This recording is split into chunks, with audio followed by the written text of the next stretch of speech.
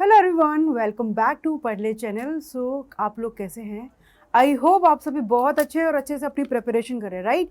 हम लोगों ने इस चैप्टर से लेकर के 3 लेक्चर्स कवर कर चुके हैं और बहुत सारी छोटी मोटी बातें कर चुके हैं। Last lecture was like matrix multiplication. पूरा का पूरा लेक्चर जो था अपना मैट्रिक्स मल्टीप्लिकेशन पर बेस्ड था। तो आप लोग उधर क्वेश्चंस करके आए हैं। मैंने आप लोगों को बोला था कि एनसीईआरटी की जो अपनी एक्सरसाइज है वो पूरी की पूरी कवर करके आनी है मैट्रिक्स मल्टीप्लिकेशन के लिए, क्योंकि बहुत सारे क्वेश्चंस हैं और जितना आप प्रैक्टिस करेंगे मल्टीप्लिकेशन इसी टाइम पर तो आपका उतना ही स्ट्रांग हो जाएगा। क्योंकि अभी क्या है, वो नया नया आपने सीखा है, तो अभी जितना स्ट्रांग कर लेंगे ना इस टॉपिक को उतना मजा आने वाला है। अभी आप लोगों में से जो बच्चे प्रैक्टिस नहीं करके आए हैं ना, प्लीज इस क्लास को छोड़ो और उधर प्रैक्टिस करके आओ, पहले नहीं मजा आएगा, ठीक है? आप लोगों को जब भी नेक्स्ट क्लास में आना है तो प्लीज जो पहले के लेक्चर्स हैं उनको आप कवर करके आएंगे।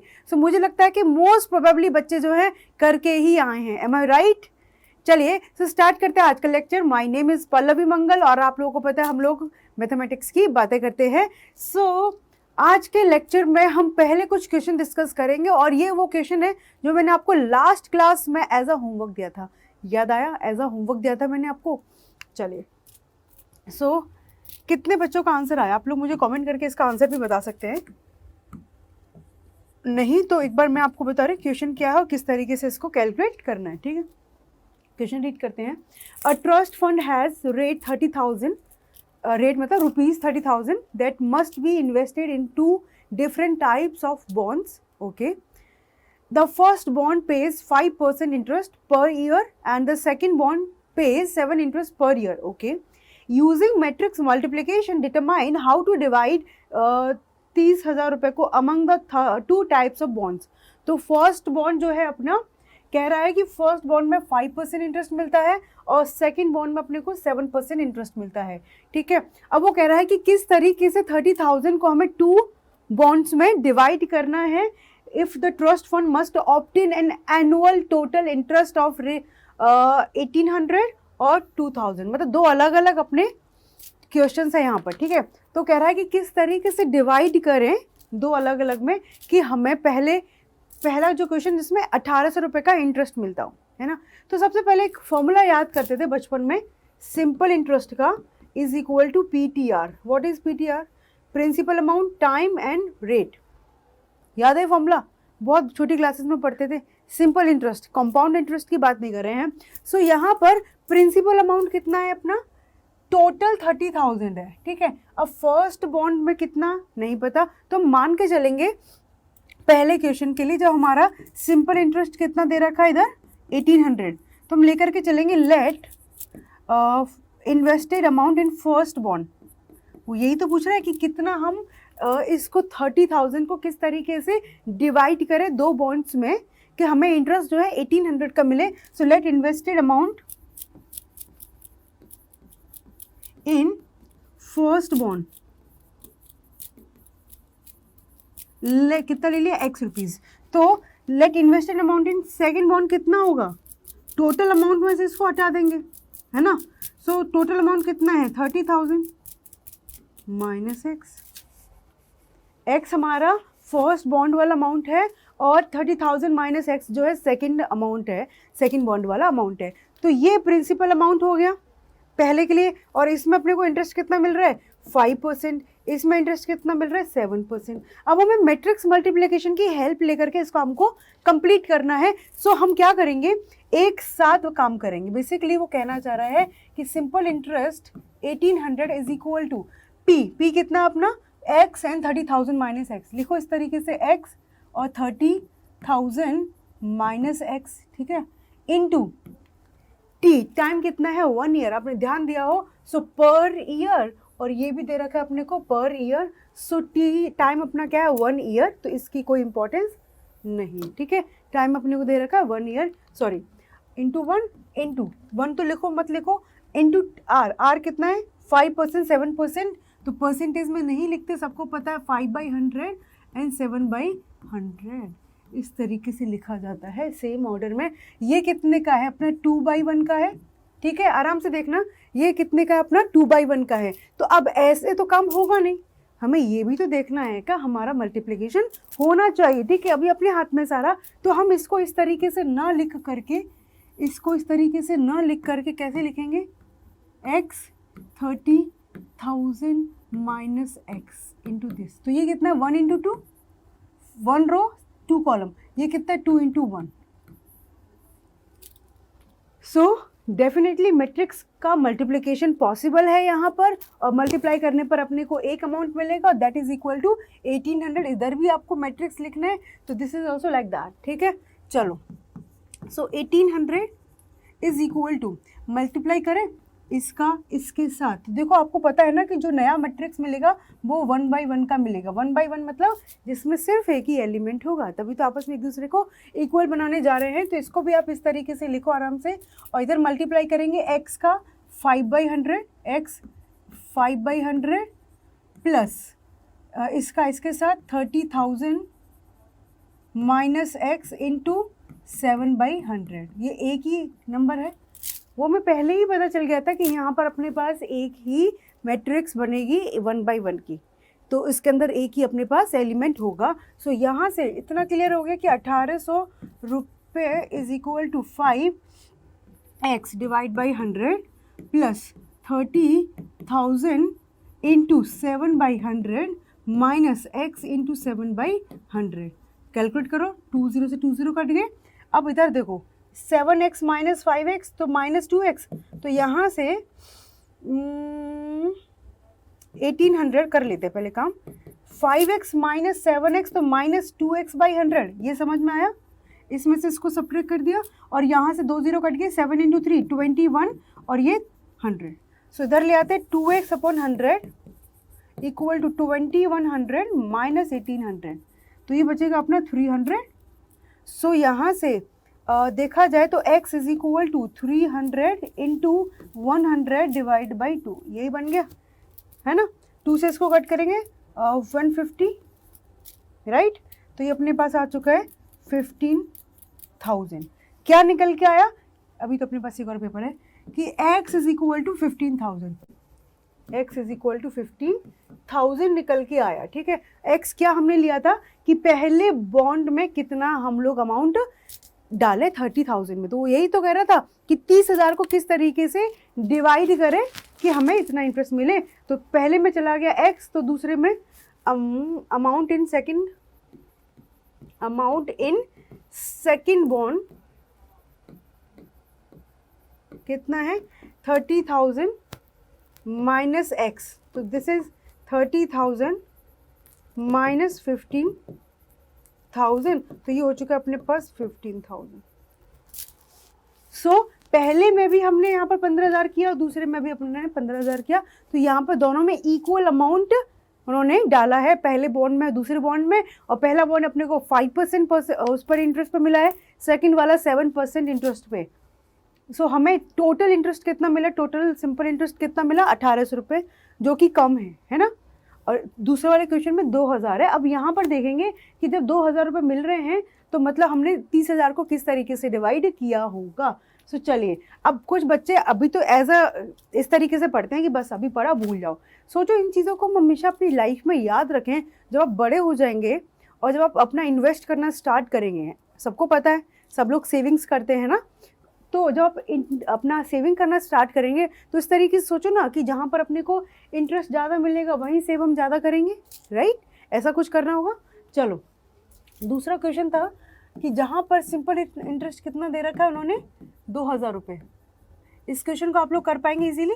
तो बस सिंपली बात है कि यहाँ पर भी अपने को वही मान के चलना है कि 30,000 को हमने दो तरीके से ब्रेक किया है कि 30,000 है अपने पास टोटल। इसको फर्स्ट बॉन्ड में कितना ले लिया x, तो सेकेंड बॉन्ड में कितना होगा अपने पास 30,000 माइनस x, है ना। और यहाँ पर इंटरेस्ट कितना है, रेट कितना है अपने को 5% रेट पर मिल रहा है और यहाँ पर 7% रेट पर मिल रहा है। टाइम सबको पता है 1 ईयर है और यहाँ पर भी 1 ईयर है। Let's start. तो वही simple interest is equal to PTR, है ना। अब सिंपल इंटरेस्ट 2,000 रुपीज़ है। हम मैट्रिक्स की बात करें, इसको इस तरीके से बंद किया। P अपना क्या है, प्रिंसिपल अमाउंट, तो ये x और ये 30,000 माइनस x। अच्छा एक्स हमने फर्स्ट बॉन्ड का लिखा है ना, तो आर भी हम यहाँ पर पहले फर्स्ट बॉन्ड का लिखेंगे और यहाँ पर सेकंड बॉन्ड का लिखेंगे, क्योंकि ये सेकंड बॉन्ड के बारे में टाइम अपना 1 ईयर था, जिसको लिखने की अपने को कोई ज़रूरत नहीं है। Is it clear? ये बात समझ में आ गई। और ये पहले से पता है कि जैसे ये अपने पास 1 × 2 का है और ये 2 × 1 का है, सो अपना मल्टीप्लाई करने पर अपना 1 × 1 का मिलेगा और इधर भी एक ही एलिमेंट है। सो हम लोग बिल्कुल सही काम कर रहे हैं अपना। Let's start.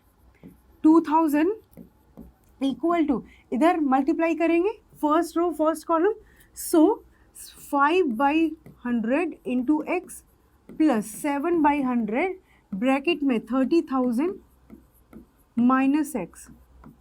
ठीक है, सो यहाँ से 2000 किसके इक्वल आ चुका है, इधर 5x/100 plus 7 × 3 30,000 divide by 100 minus 7x/100। 20 से 20 कट गए, यहाँ से इसको कैलकुलेट करना स्टार्ट करते हैं। 2000 equal to 5x minus 7x, तो माइनस 2x/100 एंड प्लस 2100। ठीक है, इधर ले आएंगे 2x/100 और इधर हो जाएगा 2100 minus 2000, this is equal to 100। So बस यहाँ से 2x is equal to 10,000 rupees. So x कितना मिल गया अपने को, 5,000। वाओ, इन्होंने कितना दिमाग लगाया, इन्होंने सिर्फ 5,000 रुपये डाले फर्स्ट बॉन्ड में, तो यहाँ से x इज इक्वल टू कितना निकला है, 5,000। सो दूसरे वाले में कितना डाला था अपन ने, 30,000 minus x, so which is 30,000 minus 5,000 and that is equal to 25,000। Clear हो गई बात? समझ में आ गया कि कैसे काम हो रहा है, कि यहाँ से अपने को 2100 रुपये मिले, यहाँ पे इतना ही तो डिफरेंस था, यहाँ 1800 था, सब कुछ सेम था, तो यहाँ पर अपने को 100 रुपीज़, तो 100 से मल्टीप्लाई किया 50, तो ये हो गया अपने को 5,000। मतलब हमने सेकंड वाले सिचुएशन में जब अपने को 2,000 रुपये एज एन इंटरेस्ट मिल रहे हैं, 5,000 पहले वाले में इन्वेस्ट किए और 25,000 दूसरे बॉन्ड में इन्वेस्ट किए। Can you see the difference? यहाँ पर हमने सीधा आधा आधा इन्वेस्ट किया था, तब बस हमें 1800 रुपये मिले है ना, और जब हम दूसरे वाले में 5,000 और 25,000 का डिफरेंस बनाया है, तो हमें 200 रुपये एक्स्ट्रा मिले हैं, 1800 2000। बट हमें यहाँ पर कितना ज़्यादा डिफरेंस बनाना पड़ गया, एक में 5 और एक में 25। क्लियर है? समझ में आ गए कि जब हमारे पास इस तरीके से लैंग्वेज वाले क्वेश्चंस हम मिलेंगे तो कैसे हम लोगों को प्रोसीड करना है। Any doubt? नो, चलिए ओके, एक और क्वेश्चन ऐसा कुछ। The book shop of a particular school has 10 dozen chemistry books, okay, 8 dozen physics books and 10 dozen economics. Okay, the selling prices are rate 80, rate rupees 60, rupees 40 each respectively. अच्छा, यहाँ तक देखो भाई साहब, इन्होंने क्या बोला है बुक शॉप वाले भाई साहब ने, कि एक बुक का अकॉर्डिंगली, जैसे पहली बुक कौन सी लिखी थी, केमिस्ट्री, तो एक बुक जो है 80 रुपीज़ की, बाद में लिखा है फिजिक्स के लिए वो 60 का है, दूसरा लिखा है इकोनॉमिक्स का, जिसमें से एक बुक का प्राइस है 40 रुपीज़, और उन्होंने लिख रखा क्या है, डजन में लिख रखा है। ठीक है, okay. Find the total amount the book shop will receive from selling all the books using matrix algebra. Okay, वैसे बड़ा सिंपल है, पर एल्जेब्रा के थ्रू उन्होंने बोल दिया है तो वही काम करना पड़ेगा अपने को। पहले नंबर ऑफ बुक्स की बात करेंगे, ठीक है, total number of chemistry books. देखो आप लोगों को लैंग्वेज में लिख करके आनी है अपने एग्जाम्स में, सबको पता है ना, कॉम्पिटिटिव एग्जाम्स में नहीं लिखना होता। तो 10 डजन, डजन में सबको पता है ना 12 थिंग्स होती हैं, सो 120 बुक्स अपने पास केमिस्ट्री की है ना। टोटल नंबर ऑफ किसकी, फिजिक्स की बात करेंगे। फिजिक्स बुक्स कितनी है टोटल अपने पास, 8 डजन, सो 8 डजन मतलब 12, सो 12 × 8 कितना होता है, 96 आई होप, है ना। एक बार कर लेते हैं, 8 × 2 16, 189। ठीक है, चलो now total number of economics की बुक्स की बात करें, सो इकोनॉमिक्स की कितनी बुक्स अपने पास, 10, और डजन है मतलब 10 dozen, so it is also 120 books.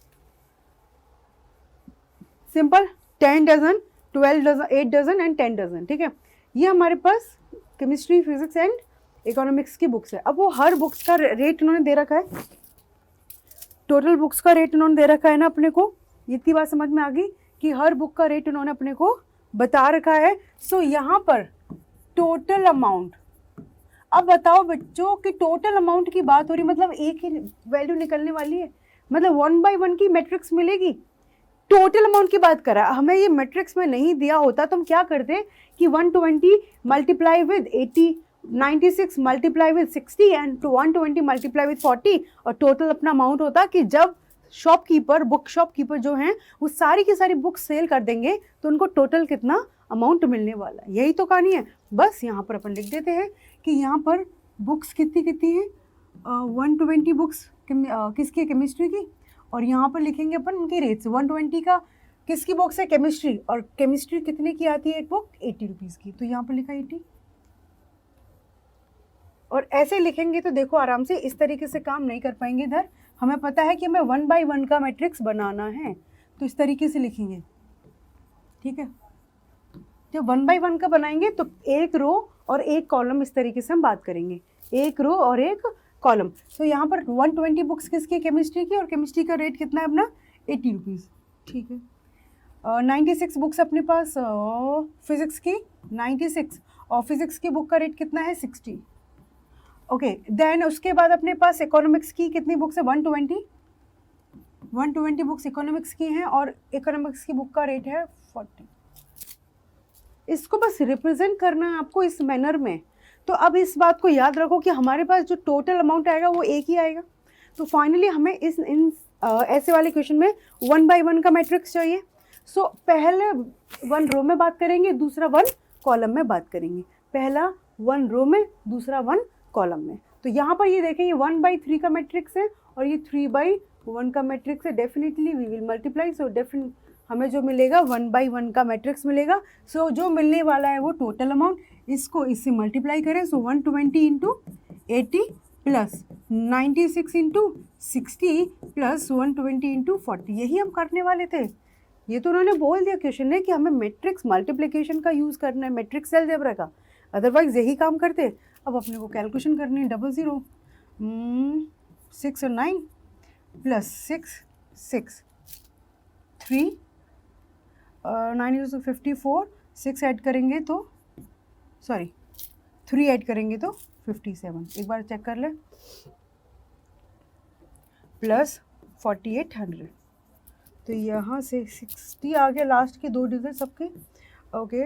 8 plus 7 15, 15 plus 6 21, 2 इधर गया, 6 और 5 11, 11 और 9 20, इतने टोटल अपने पास रुपीज़ मिलने वाले हैं, 20160। इस तरीके से कैलकुलेशन आप एक बार फिर से चेक कर सकते हैं कि यहाँ पर हमने क्या किया, सिंपली कि अपन ने total number of chemistry books निकाली, एक का बुक का रेट 80 रुपीज़ है, तो वहाँ से आंसर निकल गया अपना।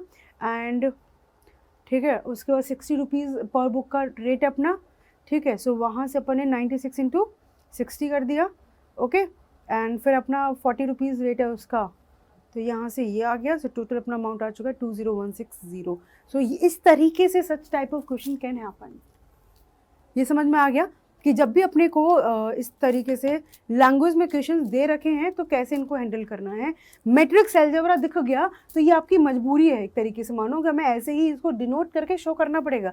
चाहे आप अपना आंसर रफ पेपर पर वर्क करके इसको मैच कर सकते हैं, बट रिप्रेजेंटेशन जो होगा उसका इसी तरीके से करना पड़ेगा, क्योंकि क्वेश्चन कह के जा रहा है। तो आप यहाँ पर साइड में लिखेंगे using matrix algebra, using matrix algebra. और बच्चों को ऐसे ही क्वेश्चन जो है परेशान करते हैं, क्योंकि नॉर्मल वाले क्वेश्चन तो सिंपल होते हैं, वो तो हम यूँ फटाफट से कर देते हैं।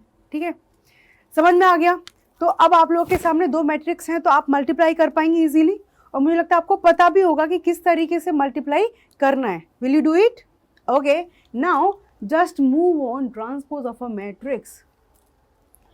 क्या लिखा है, एक नया टॉपिक है आपके सामने, ट्रांसपोज ऑफ अ मैट्रिक्स। सो इसको डिनोट करते सबसे पहले ए ट्रांसपोज और ए डैश, मतलब बोथ आर सेम, और इनका मीनिंग होता है ट्रांसपोज ऑफ अ मैट्रिक्स। क्या है इनका? Transpose of a matrix. Simple सा इतना मीनिंग है ट्रांसपोज ऑफ अ मैट्रिक्स। ठीक है, इसका मीनिंग क्या होता है कि हमारे पास कोई मैट्रिक्स है, कोई मैट्रिक्स है। सपोज मैंने आपके सामने लिखा एक ए मैट्रिक्स 1 2 3 -5 0 1। ठीक है, इस मैट्रिक्स का हमें ट्रांसपोज मैट्रिक्स निकालना है, इस मैट्रिक्स का ट्रांसपोज मैट्रिक्स निकालना है, तो क्या करेंगे, इसके रोज और इसके कॉलम्स को एक इंटरचेंज कर देंगे। फिर से मैं बता रही हूँ कि इसके रोज को कॉलम में कन्वर्ट कर देंगे। तो पहले लिखेंगे इस तरीके से 1 - 5 2 0 3 1, इट्स ए ट्रांसपोज। ठीक है, सेम मैट्रिक्स के ऊपर ट्रांसपोज लगा दिए। अब इसके जो पहली रो है ना, उसको पहला कॉलम बना देंगे 1 2 3, जो सेकंड रो है उसको सेकंड कॉलम बना देंगे। मतलब जो भी इसकी रोज हैं उनको कॉलम में चेंज कर देंगे, या फिर आप इस तरीके से भी कह सकते हैं कि इसके जो कॉलम्स थे उनको हमने रोज में कन्वर्ट कर दिया। तो पहले इसका ऑर्डर क्या था अपना 2/3, और अब इसका ऑर्डर क्या हो गया 3/2। क्लियर हुआ कि पहले ऑर्डर क्या था 2/3, अब इसका ऑर्डर क्या हो गया 3/2। मतलब हमारे पास एक ए मैट्रिक्स है m क्रॉस n की, तो ए ट्रांसपोज का ऑर्डर क्या हो जाएगा n क्रॉस m। क्या हो जाएगा n क्रॉस m।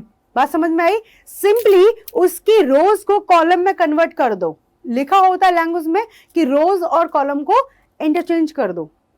ठीक है, तो यहां से सिंपली हमने रोज को कॉलम में कन्वर्ट कर दिया, उसका ऑर्डर जस्ट रिवर्स हो जाएगा, जस्ट रिवर्स हो जाएगा। बात समझ में आ रही है?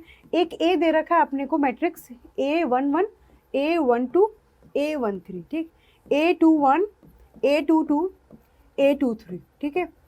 मैंने कहा कि इसका हमें इनवर्स ट्रांसपोज चाहिए, तो ये बनेगा A11 A12 A13 A21 A22 A23। इस तरीके से सिंपली हमने क्या कर दिया, इसकी पहली रो को पहला कॉलम, सेकंड रो को सेकंड कॉलम बना दिया है। इससे ज़्यादा कुछ भी नहीं किया। क्लियर? कोई डाउट किसी को? बताओ मुझे, किसी का भी कोई डाउट है तो। आई डोंट थिंक सो कि यहाँ पर कोई डाउट होगा। सबसे सिंपल होता है, किसी का ट्रांसपोज बनाना है तो उसके रोज को कॉलम में कन्वर्ट कर दो। इसका ऑर्डर 2/3 तो इसका 3/2।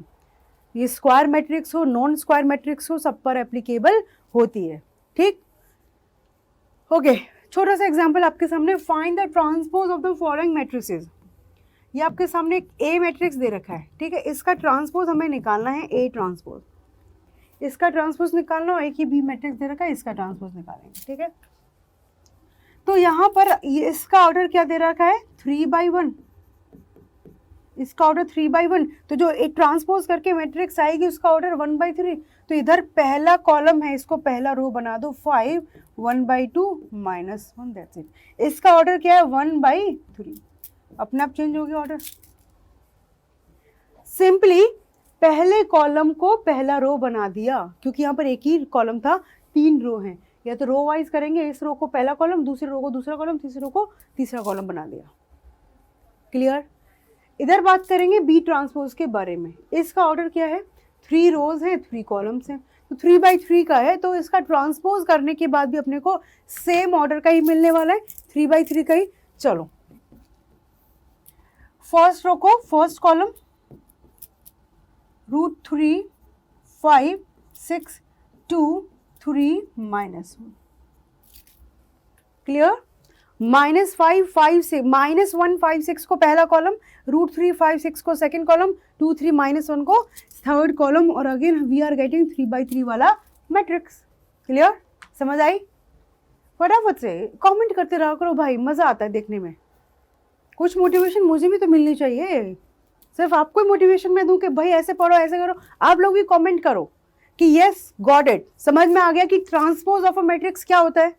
सबको क्लियर है? कोई भी किसी का छोटा भी डाउट है, just write down over there. ठीक है, ओके। अब आते हैं इसकी प्रॉपर्टीज पर। इसकी बड़ी सुंदर सुंदर सी प्रॉपर्टीज है, मतलब इतनी प्यारी प्यारी प्रॉपर्टीज है ना कि बस पढ़ते से बस ऐसे मेल्ट हो जाएंगे आपके माइंड के अंदर, बस घुल गए आपके माइंड में। क्या कह रहा है, for any matrices A and B of suitable orders, मतलब कोई भी हमारी 2 मैट्रिक्स है, उन पर कोई रिस्ट्रिक्शन नहीं है कि वो स्क्वायर होनी चाहिए, क्या है, कोई भी 2 मैट्रिक्स हैं। ठीक है, अब पहला क्या कह रहा है कि किसी ट्रांसपोज मैट्रिक्स का फिर से ट्रांसपोज लिया जाए। ए ट्रांसपोज का ट्रांसपोज मतलब मेरे पास, मैंने कोई एक ए मैट्रिक्स लिया, ठीक है, रैंडम हम बात कर रहे हैं, इधर वही 1 -2 3 0 -5 और 1, ठीक, 2/3 का मैट्रिक्स है। साथ के साथ मैं आपको एग्जांपल्स के थ्रू बताते जाऊंगी। इसका ट्रांसपोज लिया हमने, क्या आप डायरेक्ट ट्रांसपोज ले सकते हैं?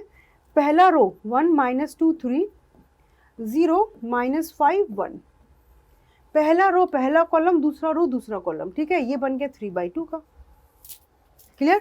अब इसी ट्रांसपोज वाली मैट्रिक्स का फिर से ट्रांसपोज ले ले। भाई ऑपरेशन तो कितनी बार भी लगाओ, मना थोड़ी करेगा। सो ए ट्रांसपोज का ट्रांसपोज आप करेंगे, वापस से करें, पहला रो पहला कॉलम, दूसरा रो दूसरा कॉलम, तीसरा रो तीसरा कॉलम। क्लियर? तो फिर से ये 2/3 का बन गया।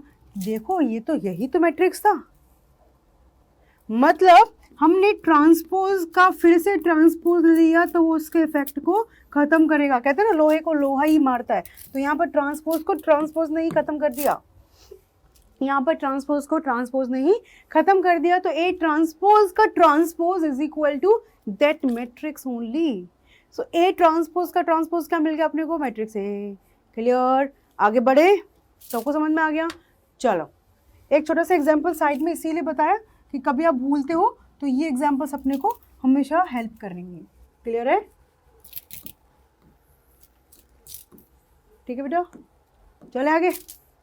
ओके, सेकंड लिखा है k इंटू ए, एक मैट्रिक्स है।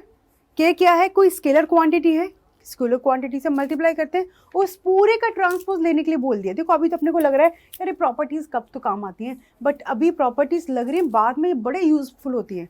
और साथ के साथ मैं बता दूं कि हम लोग आगे फर्दर जैसे कॉम्पिटिटिव एग्जाम्स की प्रिपरेशन करते हैं, जेई के लिए प्रिपेयर करते हैं, तो वहाँ पर मैट्रिक्स बहुत ही इंपॉर्टेंट टॉपिक है। और वहाँ पर कोई बड़े क्वेश्चंस नहीं आते मैट्रिक्स से, छोटे छोटे से प्यारे प्यारे से क्वेश्चंस आते हैं, बट कॉन्सेप्ट्स बहुत यूज़ होते हैं। तो अभी आप जब सीबीएसई की प्रिपरेशन कर रहे हो, अपना बोर्ड्स की प्रिपरेशन कर रहे हो, तो क्यों ना वहीं पर अपने जो टॉपिक्स पढ़े उनको बड़ा शार्प करते जाए। मतलब जितना आप पढ़ रहे हो उतना तो एकदम परफेक्ट हो कि जब आगे हम पढ़ेंगे तो वहाँ से आगे की जर्नी स्टार्ट करें, है ना। ऐसे मत पढ़ो कि बिल्कुल हाँ बोर्ड के लिए पढ़ना है, थोड़ा सा माइंड कि हम जो पढ़ रहे हैं वो बिल्कुल क्लियर होना चाहिए। सो के इंटू ए, के अपना क्या है? कोई स्केलर क्वांटिटी है, ए अपना एक मैट्रिक्स है, तो के इंटू ए का हम क्या ले रहे हैं? ट्रांसपोज। के अपना एक कांस्टेंट है, तो के सिंपली बाहर आ जाएगा, के का कोई ट्रांसपोज नहीं होता, मतलब जो अपने पास कांस्टेंट नंबर्स हैं उनका कुछ भी ट्रांसपोज नहीं होता। के इंटू ए ट्रांसपोज सिंपली हम लोग लिख देंगे। कभी कभी अपने पास जैसे एग्जाम्पल मैं लूँ छोटा सा, एक ए मैट्रिक्स दे दिया अपने को 5 -2 0 1, ठीक है, यहाँ पर लिख दिया कि 3a होल ट्रांसपोज, कंफ्यूज करने के लिए कि 3a होल ट्रांसपोज बताओ। बच्चे बड़े कंफ्यूज होते हैं, फिर को पता है बच्चे क्या करते हैं? पहले 3 का मल्टीप्लाई करते हैं पूरी मैट्रिक्स में, पहले पूरी मैट्रिक्स में 3 का मल्टीप्लाई करेंगे, 3a बनाएंगे और फिर उसका ट्रांसपोज लेंगे। क्यों भाई? जब आप मेरे से पढ़ रहे हो तो ऐसी हरकतें नहीं करेंगे। 3 बाहर आ जाएगा, a का ट्रांसपोज, तो 3 आउटसाइड, a का ट्रांसपोज हमें लेना आता है 5 0 -2 1, दैट्स इट। अब क्वेश्चन को रिक्वायरमेंट है, then you can multiply with the 3, but जब नहीं है तो हम क्यों करें, है ना। सो k इंटू ए का ट्रांसपोज लिखा है तो k सिंपली बाहर आ जाएंगे भाई साहब, और a का ट्रांसपोज हम लिख लेंगे, डन। उसके बाद है कि दो मैट्रिक्स का समेशन का ट्रांसपोज, ये तो मान लो मतलब स्टार मार्क करो, जितनी सिंपल है ना उतनी यूजफुल है, जितनी सिंपल उतनी यूजफुल है कि हमारे पास दो अलग अलग मैट्रिक्स दे रखी हैं और दोनों का सम होगा तो डेफिनेटली दोनों को सेम ऑर्डर का होना ज़रूरी है। ये 2/2 का है तो बी को भी 2/2 का होना पड़ेगा। सिंपल सिंपल सी मैट्रिक्स ले लिए, ठीक है। तो अब यहाँ पर कह रहा है कि आपको a + b होल ट्रांसपोज निकालना है। क्या बोल रहा है? a + b होल ट्रांसपोज निकालना है। सपोज मैं आपको बताऊँ एक बात, मज़ा कब आएगा जब इस तरीके से आपको दे रखा है कि ये अपने को a ट्रांसपोज दे रखा है, ये अपने को b ट्रांसपोज दे रखा है, ठीक है, मज़ा तब आएगा। क्वेश्चन कह देता है कि we need to find out a + b to transpose. अब हमारे पास a और b दिया होता तो आप क्या करते? पहले दोनों का समेशन कर लेते और उनका ट्रांसपोज निकाल देते, बट द थिंग इज कि यहाँ पर a ट्रांसपोज दे रखा है, b ट्रांसपोज दे रखा है, तो पहले तो हमें a निकालना पड़ेगा, फिर b निकालना पड़ेगा, फिर दोनों का सम करना पड़ेगा और फिर दोनों का ट्रांसपोज निकालना पड़ेगा। A very long journey. So यहाँ से आपको a निकालना आता है क्या? a ट्रांसपोज का फिर से ट्रांसपोज ले लेंगे, then you will get the a। B transpose दे रखा है और उसका फिर से ट्रांसपोज लेंगे तो हमें बी मिल जाएगा। तो एक कॉन्सेप्ट तो ये क्लियर हो गया, बट हमें ये ए और बी निकालने की जरूरत नहीं है, बिकॉज वी नो दैट कि ए प्लस बी का ट्रांसपोज जो है अपना directly A transpose plus B transpose के इक्वल है। तो हम यहाँ पर डायरेक्टली इसको फाइंड आउट करने के लिए क्या करेंगे, A transpose plus B transpose कर देंगे। मतलब कितना सिंपल हो गया क्वेश्चन, डायरेक्टली उनको ऐड कर दो। अदरवाइज ये प्रॉपर्टी नहीं होती तो पहले हम ए निकालते, बी निकालते, दोनों का समेशन करते, फिर हम उनका ट्रांसपोज निकालते। Very very long time. 0 plus -1 -1, 1 plus 0 1, -1 -1 -2, 1 -5 -4, ये अपना डायरेक्ट आंसर आ चुका है। सिंपल एडिशन कर दिया। क्लियर? तो अब ये समझ में आ गया ये प्रॉपर्टी कितनी यूजफुल है। A plus B whole transpose is equal to A transpose plus B transpose. और मैं बता दूं यहाँ पर माइनस भी आएगा तब भी ये सेम फॉलो करेगा रूल, माइनस भी आएगा तब भी रूल सेम फॉलो करेगा। तो कभी मिल जाए माइनस तो घबराना नहीं है, प्लस माइनस एक साथ एक से चलते हैं। ठीक, क्लियर? नेक्स्ट आता है मल्टीप्लीकेशन में ए इंटू बी ट्रांसपोज। मल्टीप्लीकेशन हमेशा थोड़ा सा टेढ़ा मेढ़ा चलता है, एडिशन सब्ट्रैक्शन बहुत सीधे सीधे चलते हैं। तो ए इंटू बी, दो मैट्रिक्स का मल्टीप्लाई किया और उसके बाद उनका ट्रांसपोज लेना है, तो वो इक्वल होता है B transpose into A transpose. उनका ऑर्डर जो है उल्टा हो जाता है, राइट। तो यहाँ पर इस तरीके से याद करना, ए बी का होल ट्रांसपोज की बात करेंगे तो लास्ट वाला मैट्रिक्स पहले आएगा और पहला वाला मैट्रिक्स बाद में आएगा। ए बी का transpose is equal to B transpose into A transpose. Clear सबको? कोई डाउट किसी का? बताओ भाई, किसी का कोई डाउट है तो फटाफट से। यहाँ पर ये फॉर्मूला याद करो, इनके प्रूफ के लिए मैं भी आपको क्वेश्चंस भी कराने वाली हूँ। यहाँ पर हम मैट्रिक्स लेंगे, मल्टीप्लाई करेंगे, it will take some time, तो डायरेक्ट हम क्वेश्चन के थ्रू इसको करेंगे। तो ये अपने को प्रॉपर्टी याद रखनी है, ट्रांसपोज वाली, ए इंटू बी का transpose equal to B transpose into A transpose. थोड़ा सा यूनिक है, so you have to remember it very carefully. Clear? चलो क्वेश्चन करते हैं। वेरीफाई, एक सेकेंड, ए मैट्रिक्स दे रखा है, बी मैट्रिक्स दे रखा है। Verify that A plus B का transpose equal to A transpose B transpose, और सेकंड में दे रखा है ए माइनस बी का transpose equal to A transpose minus B transpose. देखो मैंने बोला था ना कि माइनस भी आएगा तब भी सेम रहेगा, तो यहाँ पर हमें इनको वेरीफाई ही करना है। करें स्टार्ट, काम करना स्टार्ट करें। पहला क्वेश्चन, ठीक है। So A plus B transpose equal to A transpose plus B transpose. Okay, तो पहले LHS लेते हैं, A plus B transpose that we have to find out. तो उसके लिए पहले हमें A plus B find out करना है। ए अलग से पता है, बी अलग से पता है, तो ए प्लस बी, ठीक है। ए क्या है, -1 5 -2 2 7 1 3 9 1। ए प्लस बी की बात करेंगे, -4 1 1 1 2 3 -5 0 1। ठीक है, इन दोनों को ऐड करें पहले, ए प्लस बी निकलेगा। सो -1 -4 -5, करस्पॉन्डिंग एलिमेंट्स ऐड होते जाते हैं। 5 + 1 6, -2 + 1 -1, ठीक है। 2 + 1 3, 7 + 2 9, 1 + 3 4, 3 - 5 -2, 9 + 0 9, 1 + 1 2। ये निकला है ए प्लस बी। एंड अब निकालेंगे ए प्लस बी इट्स ट्रांसपोज, मतलब इस मैट्रिक्स का ट्रांसपोज। तो डायरेक्ट लिखना आता है, 5 -5 3 -2, सेकेंड वाला 6 9 9, और थर्ड वाला -1 4 2। ये हमें मिल गया ए प्लस बी होल ट्रांसपोज, ठीक है। अब इसका RHS पिक करेंगे, ठीक है। RHS साइड क्या कह रही है इसकी, A transpose plus B transpose, ठीक है। तो A transpose that we have to find out, A इसका ट्रांसपोज निकाल दे, डायरेक्ट निकाल दे क्या, बताओ क्या कहते हो, लिखूं पहले इसको, पहला रो को पहला कॉलम -1 2 3, इसको दूसरा कॉलम 5 7 9, इसको तीसरा कॉलम -2 1 1, बताओ इससे ज़्यादा सिंपल कुछ अपने को मिलता है क्या? B transpose. अच्छा, आपको पेपर में अपने एग्जाम में जब भी लिखना है तो पहले बी मैट्रिक्स लिखेंगे। मैं आपको बता दूं, -4 1 -5 1 2 0 एंड 1 3 1, इस तरीके से लिखा और इसके ऊपर लगाया टी। अब इधर इसका ट्रांसपोज लेकर भी इसको शो करेंगे, -4 1 -5 1 2 0 and here we have 1 3 1. Clear? So this is your B transpose. A transpose है अपने पास, बी ट्रांसपोज है, दोनों का सम करें। सो यहाँ पर A transpose plus B transpose की बात करें तो दोनों को लिखो आराम से। A transpose is -1 2 and 3 5 7 9 and -2 1 1 plus इधर हम बात करेंगे -4 1 1 1 2 3 and -5 0 and 1. Now add -1 -4 -5 2 plus 1 3, this is -2, ठीक।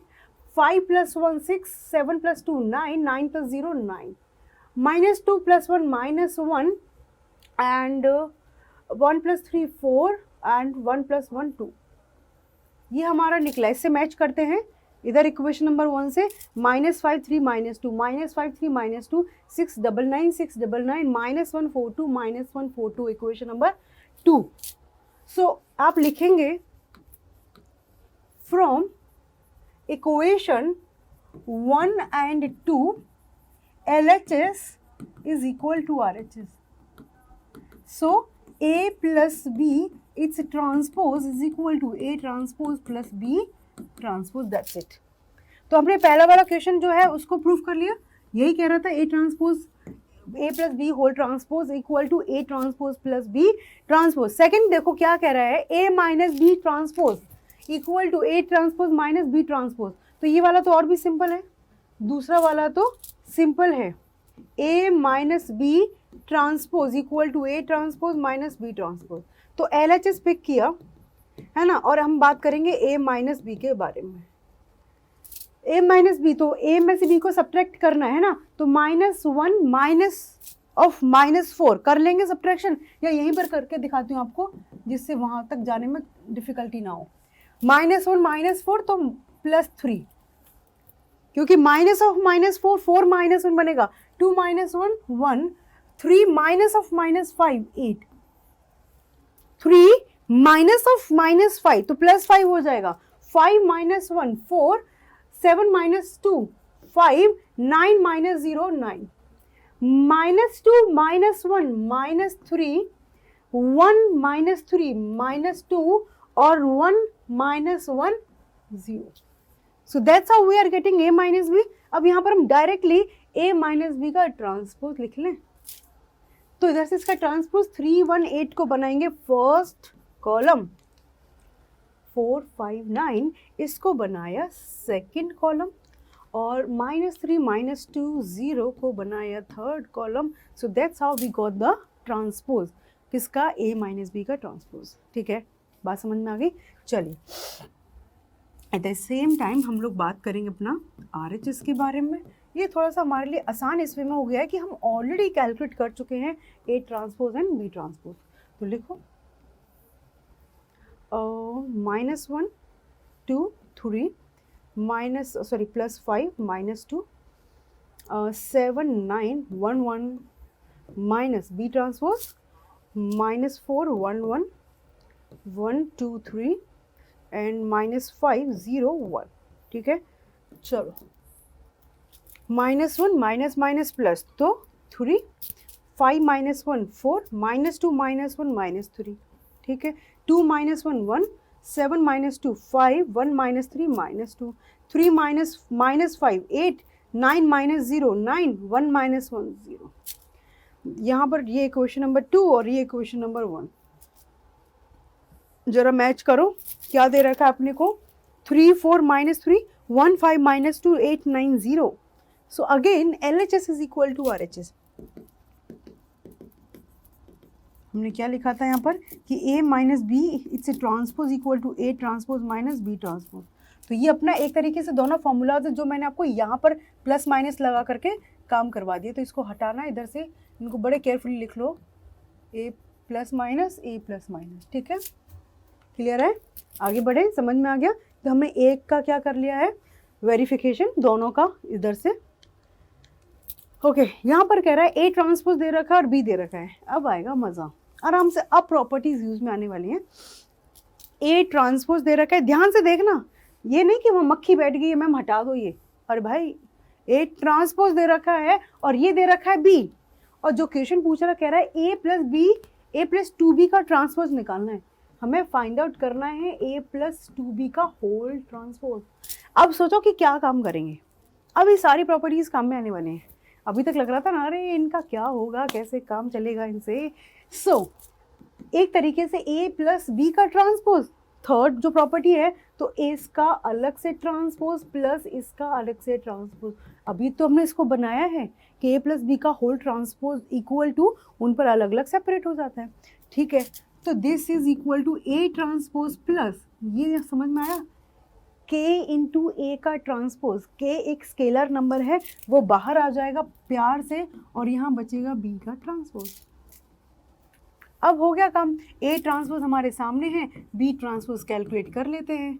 तो -1 0 1 2, पहला रो पहला कॉलम, पहला दूसरा रो दूसरा कॉलम, तो बस वहाँ पर वैल्यू सब्स्टिट्यूट कर दो। ए ट्रांसपोज कितना अपने पास, -2 1 3 and 2 plus twice into B transpose, तो ये है -1 0 1 2। सो यहाँ से -2 1 3 2 प्लस 2 का मल्टीप्लाई करेंगे, -2 0, स्केलर से मल्टीप्लाई कैसे करते हैं, हर एलिमेंट से मल्टीप्लाई कर देते हैं। सो 2 and 2 into 2 4। Now just add -2 -2 -4, 3 plus 2 5, 1 plus 0 1, 2 plus 4 6। So this is your final answer.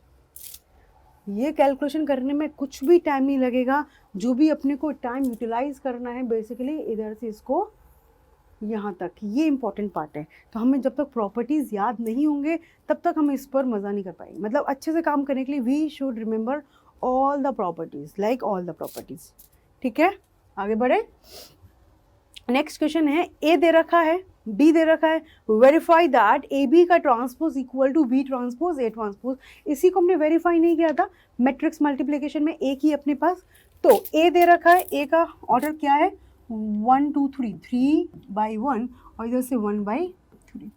तो ए बी निकालना है, ए बी निकाल सकते हैं क्या, बिल्कुल, और ए बी जो निकालेंगे वो आएगा 3/3 का। मज़ेदार, चलो पहले ए बी निकालते हैं ना। तो ए लिखा मैंने -2 4 5 और इधर लिखा 1 3 -6, ठीक। 3/3 का आएगा, ये हमने पहले ही पता कर लिया है। सो पहला रो पहला कॉलम है ना, ये हटा देते, उन्हें कंफ्यूज करेंगे।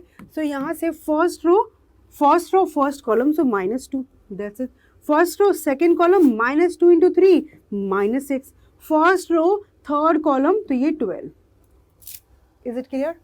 Second row first column 4, second row second column 12, second row third column -24, third row first column 5, sorry third row second column 15, third row last column -30। देख रहे हो क्या सुंदर सी मैट्रिक्स बना दी 3/3 का, ए और बी को मल्टीप्लाई करके, क्या जादू है। ए दे रखा था अपने को 3/1 का, बी दे रखा है 1/3 का। सो यहाँ से first row first column, first row second, first row third column, second row first column, second row second column, second row third column, third row first column, third row second column, third row third column. ये निकला है A into B. Now A B transpose, तो इधर इसका transpose लिखना है, direct लिखते हैं क्या, चलो पहले बना ही लेते हैं, आप लोगों को हैबिट होगी थोड़ी सी। 4 12 -24 and this is your 5 15 -30 and its transpose. तो इसका ट्रांसपोज कैसे लिखेंगे, -2 -6 12। पहला रो जो है हमने पहली कॉलम में कन्वर्ट किया, सेकंड रो 4 12 -24 सेकंड कॉलम, और थर्ड 5 15 एंड -30, ये हो गया अपना थर्ड कॉलम। तो ये निकल के आ चुका है A B transpose, that is your क्या है, LHS। ठीक है, अब बात आती है किसके बारे में, RHS के बारे में। RHS क्या कह रहा है, B transpose into A transpose. तो भाई इधर ही लिख लेते हैं, पहले बी ट्रांसपोज निकाला हमने, क्या मिलेगा 1 3 -6 का ट्रांसपोज निकालना है। तो ये कितना आ चुका है 1 3 -6, है ना। और साथ के साथ ए ट्रांसपोज की बात करेंगे, और ए क्या है अपने पास -2 4 5, इसका ट्रांसपोज तो ये हो चुका है -2 4 5, -2 4 5, ये आ चुका अपना ए ट्रांसपोज। और हमें करना क्या है, B into B transpose into A transpose निकालना है। बी लिखो अपना 1 3 -6, ए लिखेंगे -2 4 5। देखो इसका ऑर्डर क्या है बेटा 3/1, और इसका ऑर्डर है 1/3। Definitely we can multiply both the matrices, and after multiplication क्या मिलेगा 3/3 का मैट्रिक्स। तो चलो स्टार्ट हो जाओ। First row first column -2, first row second column 4, first row third column 5, second row first column -6, second row second column 12, second row third column 15, third row first column 12, third row second column -24, third row first column -30। So -2 4 यही था अपना equation number 1। Compare करते हैं, -2 4 5, -6 12 15, -6 12 15, 12 -24 -13, 12 -24 -30, equation number 2। तो यहाँ से you can see कि from equation 1 and 2 LHS is equal to RHS। LHS RHS equal है, मतलब A B whole transpose is equal to B transpose A transpose. ठीक है, A B whole transpose is equal to B transpose into A transpose. Clear है, समझ में आ गया। सो यहाँ पर अपने को एक तो इसके लिए डेवलपमेंट हो रहा है, अपना क्लियर हो रहा है कि किस तरीके से मल्टीप्लाई करना है, एंड अनदर थिंग कि किस तरीके से हमें यहाँ पर ट्रांसपोज लेना है, और उसके साथ साथ this property we have to remember. बेटा जो अपने फॉर्मूलाज हैं, याद करने वाले फॉर्मूलाज, उनको नोट डाउन करते चलो एक अलग से पेपर पर, है ना। क्योंकि जब एग्जाम्स आते हैं तो हमें सारी नोटबुक नहीं उठानी पड़ती, हमें पता है कि this is your formula book. मतलब ऐसा नहीं कि बहुत मोटी बनानी, छोटी सी, या किसी पेपर पर लिख लो, या अपने जो नोटबुक आपकी यूज़ की है इंपॉर्टेंट है, उसके पीछे वाले लास्ट वाले जो पेपर्स होते हैं उन पर लिखना स्टार्ट करो। इस तरीके से कि जहाँ पर सिर्फ और सिर्फ फॉर्मूलाज हैं, किसी दिन रात को बैठ के चलो आज तो 10 मिनट निकाल करके फॉर्मूला रिवाइज कर लो। कोई चीज़ जितनी आप रिवाइज करेंगे उतनी आपको ना स्ट्रॉन्ग वे में याद रहेगी। आगे बढ़े, अब बात आती है symmetric and skew symmetric matrices. ये भी हमारे सिलेबस में है, symmetric and skew symmetric matrices. इनका जो रिलेशन है वो ट्रांसपोज मैट्रिक्स से ही है। ट्रांसपोज मैट्रिक्स आने के बाद ही हम सिमेट्रिक और स्क्यू सिमेट्रिक मैट्रिक्स की बात करते हैं। तो सिमेट्रिक मैट्रिक्स अलग है, स्क्यू सिमेट्रिक मैट्रिक्स अपनी अलग है। ठीक है, आराम से समझेंगे। अच्छा, सिमेट्रिक मैट्रिक्स जो है हम लोग स्क्वायर मैट्रिक्स पर काम करते हैं। अभी तक हमने ट्रांसपोज ऑफ मैट्रिक्स में बात किया तो स्क्वायर मैट्रिक्स की बात नहीं की, है ना। किसी भी मैट्रिक्स का हमने निकाला वहाँ पर ट्रांसपोज। बट जब हम लोग बात करेंगे सिमेट्रिक मैट्रिक्स की, सो यहाँ पर हम स्क्वायर मैट्रिक्स में बात करने वाले हैं। सो क्या कहना चाह रहा है कि एक ऐसा मैट्रिक्स, एक ऐसा स्क्वायर मैट्रिक्स जिसका ट्रांसपोज हम करें, है ना, ए ट्रांसपोज किया और वो पहले ही मैट्रिक्स के बराबर आ जाए, मतलब ट्रांसपोज करने के बाद पहले ही मैट्रिक्स के बराबर आ जाए, तो ऐसी मैट्रिक्स को हम क्या बोलते हैं, सिमेट्रिक मैट्रिक्स। इसीलिए इनका ऑर्डर जो है स्क्वायर मैट्रिक्स की वजह से, मतलब ऑर्डर सेम रहेगा। स्क्वायर मैट्रिक्स नहीं होगी तो उनका ट्रांसपोज लेने पर ऑर्डर चेंज हो जाएगा। देखो, स्क्वायर मैट्रिक्स ए, किसी मैट्रिक्स को रिप्रेजेंट करने का तरीका Aij is said to be symmetric if A transpose is equal to A। ये इंपॉर्टेंट है, मतलब एक ए मैट्रिक्स है, उसका ट्रांसपोज लेने पर भी हमें सेम टू सेम मैट्रिक्स मिल जाती है, इसका मतलब वो सिमेट्रिक मैट्रिक्स हैं। और इसको और भी तरीके से कैसे कि A I J, that is A I J is equal to A J I for all possible values of I and J. इसका कैसे मीनिंग मैं आपको समझाऊं कि यहाँ पर हम कह रहे हैं कि ए ट्रांसपोज करने पर भी अपने को सेम टू सेम मैट्रिक्स मिल रही है। तो एक ए मैट्रिक्स अपने पास है ना, यहाँ पर आप लिखेंगे A11, A12, A21 और A22। ध्यान देना, इसका मैंने ट्रांसपोज लिखा तो ट्रांसपोज इस मैट्रिक्स का क्या आएगा, A11, A12, A21, A22। तो अकॉर्डिंग टू दिस डेफिनेशन कि for being a symmetric matrix, सबसे पहली बात स्क्वायर मैट्रिक्स होना चाहिए कि उनका ट्रांसपोज लेने पर ऑर्डर सेम रहे, और फिर ये ए और ए इक्वल टू ट्रांसपोज के इक्वल होगा। So when both matrices are equal to each other, तो क्या होगा, इनके करस्पॉन्डिंग एलिमेंट्स जो है अपने इक्वल होंगे। सो यहाँ पर देखो, इनमें तो कोई पंगा है ही नहीं, ये तो डायगोनल एलिमेंट्स तो हमेशा अपने सेम रहेंगे। तो यहाँ से A12 जो है A21 के इक्वल आ रहा है, और यहाँ पर A21 जो है अपना A12 की इक्वल आ रहा है। एक्चुअली ये 2x2 का मैट्रिक्स है, यही हम 3x3 का मैट्रिक्स काम करेंगे तो वहाँ पर 9 एलिमेंट्स होंगे। तो देखो आई जे, तो यहाँ पर ऑर्डर रिवर्स हो गया ए जे आई जे, तो यहाँ पर ऑर्डर जो है रिवर्स हो गया, आई बाद में चला गया, जे पहले आ गया। तो ये डेफिनेशन है सिमेट्रिक मैट्रिक्स की, ए आई जे जो है अपना एक मैट्रिक्स के अंदर, वो दूसरी मैट्रिक्स के ए जे आई में इक्वल होता है। That is A I J is equal to A J I for all possible values of I and J. Is it clear? ये बात समझ में आ गई कि कैसे काम हो रहा है यहाँ पर? किसी का कोई डाउट फटाफट से मुझे बताओ कि सिमेट्रिक मैट्रिक्स के लिए किस तरीके से हमें डीलिंग करनी है, कि वो एक स्क्वायर मैट्रिक्स होनी चाहिए, पहली बात है ना, ये बात नहीं भूलनी अपने को कभी भी कि वो स्क्वायर मैट्रिक्स है कि नहीं।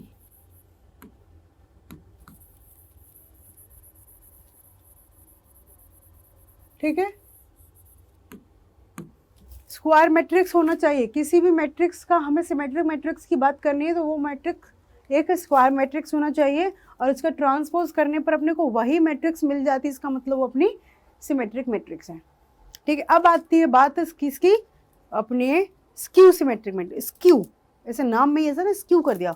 सो बेसिकली ट्रांसपोज लिया हमने और वो नेगेटिव साइन के इक्वल है डेफिनेशन के according. Sorry, A transpose is equal to minus A. A transpose is equal to minus A, और इसको लिखने का तरीका A equal to minus A transpose, दोनों ही सेम है। वहाँ पर डायरेक्ट इक्वल था, यहाँ पर विद नेगेटिव साइन इक्वल है, A equal to minus A transpose. तो यहाँ पर हम क्या कहते हैं कि हमारी A मैट्रिक्स कैसी होगी, स्क्यू सिमेट्रिक मैट्रिक्स। कैसी होगी, स्क्यू सिमेट्रिक मैट्रिक्स। ठीक है, इतनी बात समझ में आई। अभी स्क्यू सिमेट्रिक मैट्रिक्स में थोड़ी सी बातें और करेंगे, इट्स वेरी इंटरेस्टिंग, है ना, क्लियर। सो यहाँ पर क्या कह रहा है कि ए आई जे जो है हमारा माइनस ए जे आई की इक्वल होगा। सॉरी, अभी हमने सिमेट्रिक मैट्रिक्स में बात की थी। सिमेट्रिक मैट्रिक्स में क्या कह रहे थे कि A I J is equal to A J आई, उसका मैंने आपको रीजन भी बताया। तो इस तरीके से इक्वल करेंगे तो यहाँ पर माइनस साइन लग जाएगा, इतनी तो बात है, माइनस 80 तो माइनस के इक्वल होगा। तो कह रहा है ए I J is equal to minus A J आई। ठीक है, यहाँ पर हमने इनको देखा कि ये आपस में इक्वल थे, तो ये लिखने की जरूरत ही नहीं थी, A11 इक्वल टू A11। बोले फॉर श्योर ये तो होगा ही होगा। अब हो क्या रहा है यहाँ पर, सोचो कि मैंने एक छोटा सा एग्जाम्पल आपको दिया कि एक ए मैट्रिक्स वही लिया, A11, A21, A12 और A22, है ना। एक ए ट्रांसपोज निकाला, this is A11, A12, A21 और A22। ठीक है, अब मैंने बोला कि ए हमारा स्क्यू सिमेट्रिक मैट्रिक्स है, ए अपना कैसा है, स्क्यू सिमेट्रिक मैट्रिक्स है। तो क्या होगा, A equal to minus A transpose होगा। तो यहाँ से ए को लिखा जाए A11, A12, A21 और A22, which is equal to minus A transpose. Minus क्या होगा, A11, A12 और सॉरी A21 एंड A12 और A22। ठीक, तो हम यहाँ से इक्वल करेंगे तो विद नेगेटिव साइन इक्वल होगा, विद नेगेटिव साइन इक्वल होगा। तो यहाँ से देखो, जब आप इन दोनों को इक्वल करेंगे, so A11 equal to minus A11, A12 is equal to minus A21, A21 is equal to minus A12 and A22 is equal to minus A22। क्या ये बात समझ में आ गई? सो यहाँ पे हम यही बात लिख रहे थे कि AIJ is equal to minus AIJ minus AJI, दोनों पर फुलफिल हो रही है। अब यहाँ पर और यहाँ पर थोड़ा सा गौर करो, इधर आपने इसको कैलकुलेट किया तो इधर ले जाओगे, सो 2A11 इक्वल टू 0, तो यहाँ से एक रिजल्ट निकल के आ गया कि A11 0 होगा। एंड सिमिलरली आप इसको कैलकुलेट करेंगे, you will get the thing कि A22 इज इक्वल टू 0। सो हमारे A11 A22 क्या है? डायगोनल एलिमेंट्स हैं। सो स्क्यू सिमेट्रिक मैट्रिक्स में सारे डायगोनल एलिमेंट्स हमेशा 0 रहेंगे। सो यहाँ पर देखो, now we put I equal to J, we have AII equal to minus AII। एक तरीके से AII दोनों में सेम है तो माइनस रखेंगे, तो कह रहा है 2AI equal to 0, so AII is equal to 0। मतलब वेयर I और J दोनों की वैल्यू सेम है 1 1 2 2 3 3, वहाँ पर अपने सारे वैल्यूज कैसे आएंगे? 0। So this means that all the diagonal elements of a skew symmetric matrix are 0। मतलब हमारी जो स्क्यू सिमेट्रिक मैट्रिक्स होगी उसके डायगोनल एलिमेंट्स हमेशा 0 होंगे। कैसे रहेंगे? हमेशा 0 रहेंगे। Is it clear? कैसे हुआ ये बात समझ में आई कि स्क्यू सिमेट्रिक मैट्रिक्स के डायगोनल एलिमेंट्स हमेशा 0 रहेंगे। सो एक ए मैट्रिक्स लिया 0 0, ठीक है, ये 1 है और ये अपना कुछ भी ले सकते हैं -2, तो इसका ए ट्रांसपोज निकाला हमने, सपोज 0 1 और -2 0। ए ट्रांसपोज वो खुद देके जाएगा इस तरीके से कि हमने लिया, एक सेकेंड, इसको भी मैंने ले लिया -1 और इधर -1। देखो यहाँ पर आराम से कि आप -A ट्रांसपोज निकालते हैं, क्या होगा? सबको माइनस से मल्टीप्लाई किया तो ये सेम एलिमेंट मिल गया, -A transpose equal to A। तो that's how we can say this is your skew symmetric matrix. So हमारे स्क्यू सिमेट्रिक मैट्रिक्स को पहचानने की क्या है पहचान, कि उसके सारे डायगोनल एलिमेंट्स कैसे होंगे? 0। सारे डायगोनल एलिमेंट्स कैसे होंगे? उसमें 0 रहेंगे। Is it clear? बात समझ में आ गई? और इधर डेफिनेशन में आपको यही याद रखना है कि ए ट्रांसपोज का negative is equal to A, और सिमेट्रिक मैट्रिक्स और सिंपल है कि A equal to A transpose. Important thing कि ये हम बात करेंगे स्क्वायर मैट्रिक्स पर, और इधर ट्रांसपोज की जो कहानी है वो हम यूज में ले रहे हैं, ठीक है। एक यहाँ पर थ्योरम्स की बात करेंगे, ठीक है। एक थ्योरम मैं आपको आज करा देती हूँ, बाकी थ्योरम सब लोग नेक्स्ट क्लास में करेंगे। थ्योरम को कैसे बात करना है, और थ्योरम्स के थ्रू हम लोग ना एक तरीके से क्वेश्चंस डिस्कस कर रहे हैं। थ्योरम्स नहीं है, एक तरीके से हमारे क्वेश्चंस हैं। इनको करने का तरीका देखना कि किस तरीके के क्वेश्चन हम लोग करेंगे, और ट्रांसपोज की प्रॉपर्टीज यहाँ पर यूज होने वाली हैं। थ्योरम 1 दे रखा है, for any square matrix A, for any square matrix A with real number entries A plus A transpose, क्या दे रखा है? A plus A transpose is a symmetric matrix. Question कह के जा रहा है, and A minus A transpose is a skew symmetric matrix, ठीक है। हमें प्रूफ करना है कि ये सिमेट्रिक मैट्रिक्स कैसे है। ए के बारे में उसने कुछ नहीं बोला, सिंपल ए क्या बोला? एक हमारी एक स्क्वायर मैट्रिक्स है, ठीक है। तो ये पहला क्वेश्चन हो जाएगा, ये दूसरा। तो पहला क्वेश्चन, इसका मतलब हम क्या करेंगे? इस मैट्रिक्स का ट्रांसपोज निकालेंगे। ये आपने क्या ले लिया कि एक तरीके से ये बी मैट्रिक्स है, तो मैं क्या निकालूंगी? बी का ट्रांसपोज निकालेंगे। If we are getting this transpose as equal to B, तो ये हमारी कैसी मैट्रिक्स हो जाएगी? सिमेट्रिक, ठीक है। तो बी क्या है अपना? ए प्लस ए ट्रांसपोज का ट्रांसपोज निकाल रहे हैं। अब याद करो ट्रांसपोज वाली प्रॉपर्टीज। ए प्लस बी का ट्रांसपोज क्या था? ए ट्रांसपोज, है ना। तो इधर ए का ट्रांसपोज प्लस बी, बी की जगह ये लिखा है इसका ट्रांसपोज, तो ए ट्रांसपोज प्लस ट्रांसपोज का ट्रांसपोज, पहली प्रॉपर्टी ए, तो ए प्लस ए ट्रांसपोज यही तो लिखा हुआ है, which is equal to B. तो यहाँ से हमें मिल गया कि B equal to B transpose, और बी हमारा क्या था? ये पूरा मैट्रिक्स बी है। So yes, A plus A transpose कैसी मैट्रिक है? सिमेट्रिक मैट्रिक्स है।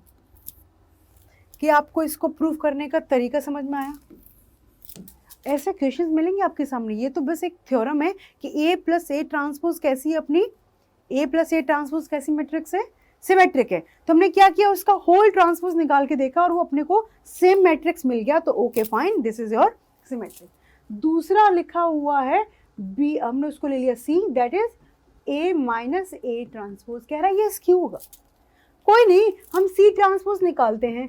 सी क्या है, ए माइनस ए ट्रांसपोज का ट्रांसपोज निकालेंगे। तो इधर से ए माइनस बी का ट्रांसपोज, तो ए का transpose minus sign A transpose का ट्रांसपोज, तो ये लिखा है ए ट्रांसपोज माइनस इधर ए।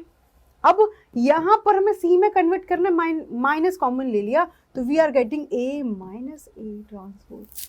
क्या मिल रहा है, A minus A transpose with negative sign. तो ये हमने सी ट्रांसपोज लिया, तो C transpose equal to minus, ये सी के इक्वल है which is equal to C. ये सिचुएशन मिल गई, मतलब C which is your A minus A transpose, ये कैसी मैट्रिक्स है, स्क्यू सिमेट्रिक मैट्रिक्स है। बताओ, बात समझ में आ गई कि ये हमारी कैसी मैट्रिक्स हो चुकी है, स्क्यू सिमेट्रिक मैट्रिक्स हो चुकी है। क्लियर है सबको, बात समझ में आ गई। मैं बस आज की क्लास में एक ही थ्योरम पढ़ाने वाली हूँ, एकदम से बहुत पढ़ाए तो सर के ऊपर से निकलेगा। So is it clear to everyone कि हम यहाँ पर आज की क्लास में देखा जाए तो हमने पहले मैट्रिक्स मल्टीप्लिकेशन की बात की, उसके बाद ट्रांसपोज ऑफ अ मैट्रिक्स पर हमने सारा फोकस किया। ठीक है, तो ट्रांसपोज ऑफ अ मैट्रिक्स में कि इसके बाद की ट्रांसपोज की प्रॉपर्टीज़ क्या क्या है, 4 प्रॉपर्टी कवर की हैं। ए ट्रांसपोज का ट्रांसपोज ए प्लस बी का transpose, A transpose plus B का ट्रांसपोज, ए माइनस बी का transpose is A transpose minus B का ट्रांसपोज, ए बी का ट्रांसपोज इक्वल टू बी का ट्रांसपोज इंटू ए का transpose, और एक और प्रॉपर्टी के इंटू ए का होल ट्रांसपोज विच इज के बाहर आ जाएगा ए का ट्रांसपोज। ठीक है, उसी पर बेस्ड हमने बात की, स्टार्ट की अपना skew symmetric matrix and symmetric. तो सिमेट्रिक मैट्रिक्स क्या है कि एक स्क्वायर मैट्रिक्स ऐसी जिसका ट्रांसपोज लेने पर हमें सेम टू सेम मैट्रिक्स मिलेगी, that is called your symmetric matrix. ठीक है, और इसके सिमेट्रिक कहता है कि ए का ट्रांसपोज लेने पर वो जो है A equal to minus A transpose मिले, दैट इज योर स्क्यू। उसमें हमने देखा कि सारे डायगोनल एलिमेंट्स कैसे आएंगे, अपने 0 आएंगे। सारे डायगोनल एलिमेंट्स कैसे आएंगे, 0 आएंगे। सो उसी को क्या कहेंगे हम लोग, स्क्यू सिमेट्रिक मैट्रिक्स। फिर एक थ्योरम की बात किया जिसमें कह रहा है कि ए प्लस ए ट्रांसपोज हमेशा सिमेट्रिक रहेगा और ए माइनस ए ट्रांसपोज हमेशा अपना स्क्यू सिमेट्रिक रहेगा। ऐसा क्यों, वो भी हम देख चुके हैं इनको प्रूफ करके। आगे हम लोग बात करेंगे, for any square matrix can be expressed as a sum of a symmetric matrix and skew symmetric matrix. ये आप अभी नहीं कर पाएंगे, ये मैं आपको नेक्स्ट क्लास में बताने वाली हूँ। It's a very fantastic topic, मतलब छोटा सा है बट इस पर बेस्ड क्वेश्चन हमेशा अपने को मिलता है, तो इस पर बेस्ड क्वेश्चन भी प्रैक्टिस करेंगे और बाकी की बातें हम लोग करेंगे नेक्स्ट क्लास में। That's it for today's class. So I hope class अपने को समझ में आई होगी। जो भी टॉपिक अपने को क्लास चलते नहीं समझ आता है उसको बाद में आपको फिर से एक बार देखना है, फिर से उस वीडियो को देखना है, उस टॉपिक को देखना है और फिर से रिवाइज करना है। सो आपको साथ के साथ मैट्रिक्स रिवाइज करते चलना, क्योंकि आगे हम लोग डिटर्मिनेंट की भी बात करेंगे।